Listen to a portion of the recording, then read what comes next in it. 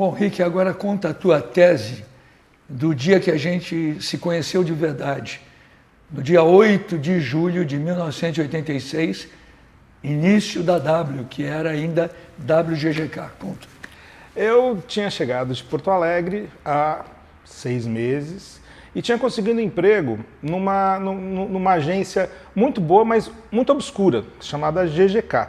Uma agência suíça que não tinha nenhum destaque em mídia eletrônica, eles não faziam comercial de televisão de jeito nenhum, era uma sólida tradição de mídia impressa, direção de arte muito séria, muito cartesiana, mas elegante, e eu consegui emprego nessa agência. Eu tinha trabalhado na DPZ em Porto Alegre, mas eu tinha vergonha aqui em São Paulo do meu portfólio da DPZ provinciana lá de Porto Alegre.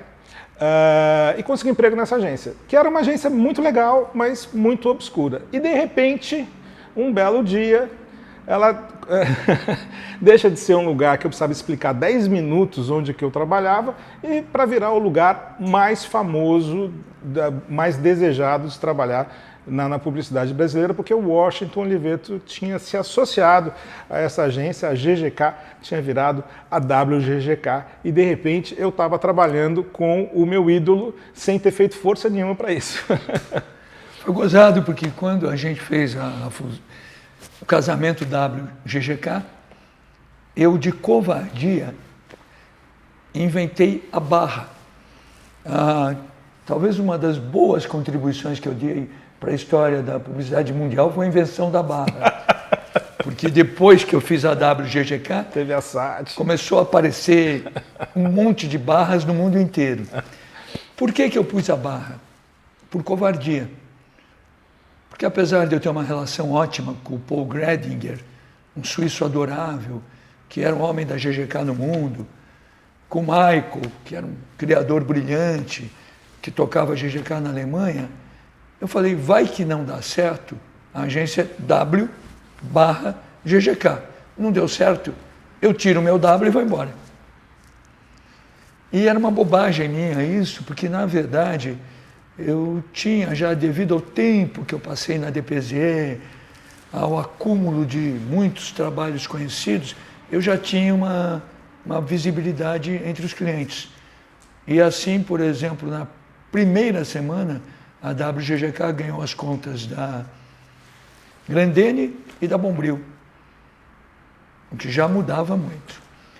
Eu tinha informações sobre a GGK e todo mundo me dizia que o Rick era o grande talento que tinha na agência. E eu fiquei muito feliz com isso. Não. Mas o Rick era muito tímido nessa época. Não, eu era muito jovem, eu tinha 22 anos, era meio prodígio, só que quando você veio da DPZ com a Camila Franco, eu perdi o meu posto de menino prodígio, porque você trouxe a menina prodígio junto com você e mais o Nizam, que era um grande talento, né? Então eu tinha que mostrar o meu serviço. Fiquei feliz de não ter sido demitido, de ter sido aproveitado, né? Foi uma sorte, assim, ganhei na loteria. Depois joguei a loteria fora, mas ganhei. Nesse caso, quando começou, você vai lembrar, você fez trabalhos brilhantes que eu tive o privilégio de participar. Uma das campanhas melhores que você fez e que eu gostaria muito que depois tivesse no Instagram do WCast é uma campanha dos relógios Nelima. Os relógios Nelima eram o seguinte, eram uns relógios de preços populares, numa coleção muito grande. Relógios, a empresa era Nelima, o nome era Grand Prix, a marca do relógio era Grand Prix. Relógios Grand Prix. Ia ter naquele ano o insuportável horário eleitoral gratuito. Que a gente sabia, desde aquela época, que ninguém gosta daquilo. Até se fosse bom, não era gratuito nem obrigatório. E aí, nós fizemos uma campanha, e o Rick foi o grande cérebro desse negócio, para os relógios Grand Prix, que era o horário não eleitoral e não gratuito, vendendo o Grand Prix com um ator muito bom, dirigido pelo Fernando Meirelles. Cassiano, não era? Hein? O nome era Cassiano Ricardo. Um ator Cassiano Ricardo, dirigido pelo Fernando Meirelles, que já fazia alguns comerciais, mas ainda não era aquele gigante Fernando Meirelles. Não, era comercial em vídeo, a O2 trabalhava em vídeo. E aí... Olhar eletrônico. Olhar eletrônico. E aí a campanha fez um grande sucesso, porque o Cassiano Ricardo imitava perfeitamente o Paulo Maluf, Antônio Emílio e o Suplicy. E o Suplicy. Ele imitava muito bem. E o Rick tinha feito os textos que tinham as palavras-chave de cada personagem. Coisa que eles muito falavam. Estava no personagem, a campanha foi um estrondo, muito mérito do Rick e do Fernando Meirelles. Nessa mesma época, o cliente Nelima, ele resolveu que ele estava fazendo sucesso, ele ia ampliar a linha dele. E ele resolveu lançar um relógio que parecia ser mais caro, mais sofisticado, entre aspas, que o Grand Prix. E ele me pediu para botar um nome no relógio. Eu sabia toda a história do nosso Santos Dumont, pai da aviação, que usava aquele relógio que fica aqui, né? O relógio com a correntinha. E um dia, o Santos Dumont já era um homem rico, ele foi na Cartier e falou, olha, eu tenho que pilotar o avião, é difícil ficar tirando o relógio assim. Eu queria que vocês me criassem um relógio de pulso. E assim surgiu o Cartier Santos, que naquele momento tinha acabado de ser relançado por um preço muito alto, muito elegante e tal.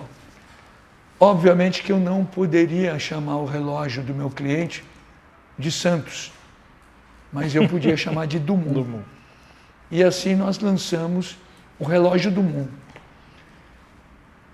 Com uma coisa que tinha a mídia do relógio, isso e aquilo, e não era uma operação muito cara de fazer, importar relógios, botar o nome, começaram a surgir concorrentes do Dumont.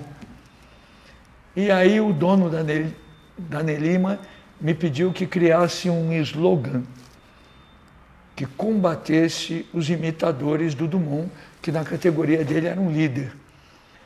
E eu criei um dos melhores slogans que eu já escrevi na minha vida. O primeiro a cada segundo? Dumont, o primeiro a cada segundo. Que batia, falava que era relógio e batia nos imitadores. Isso não foi ensaiado e eu não me lembro dessa campanha há 500 anos e veio. Não, o slogan ele é mortal até hoje, o primeiro a cada segundo. Dificilmente a gente vai ter material disso, porque bem possivelmente eu não sei onde estão as coisas que minha mãe colecionava. Senão ela teria um famoso encarte da revista Veja, com todas as possibilidades do Dumont, lançando, e depois a campanha, o primeiro a cada segundo, combatendo os imitadores. Bom, nesse momento também, o Rick fazia coisas muito boas.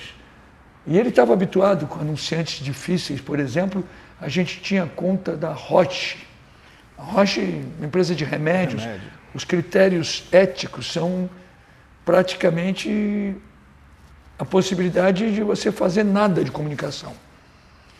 E o Rick sabia fazer aquilo, até porque a gente fazia alguns remédios da Roche que já era uma loucura anunciar. Por exemplo, a gente fazia um remédio chamado Dormonide, que é de Boa Noite Cinderela. Que era, você tinha que pôr na publicidade, dizer assim, olha, por favor, não tome isso em pé, senão você vai pegar no sono e vai cair. Toma deitado na cama. O golpe Boa Noite Cinderela era através do Dormonide. E o Rick vinha fazendo um trabalho muito, muito bom. Nessa época também nós fizemos, vale a pena botar no Instagram, eu criei, acho que com Camilinha, ou acho que fui eu só que fiz. A gente tinha conta da Max Factor, que era um cliente pequeno do ramo de cosméticos. E aí eu cismei de fazer um comercial de cosmético para a época, revolucionário, com uma menina feia. A Débora Bloch, minha amiga, tinha uma irmã, a Debbie Bloch. Dani. A Dani Bloch. muito talentosa, mas não era bonita que nem a irmã. E ela tinha consciência disso. E aí eu escrevi o comercial, era um close dela, com uma música sexy no fundo, e ela se maquiando. E se olhando como se ela estivesse virando um espetáculo.